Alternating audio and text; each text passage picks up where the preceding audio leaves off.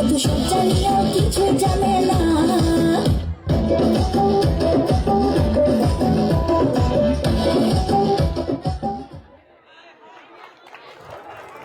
এখন ধন্যবাদ। এখন নৃত্য নিয়ে আসছেন নুসরাত এবং জিসান।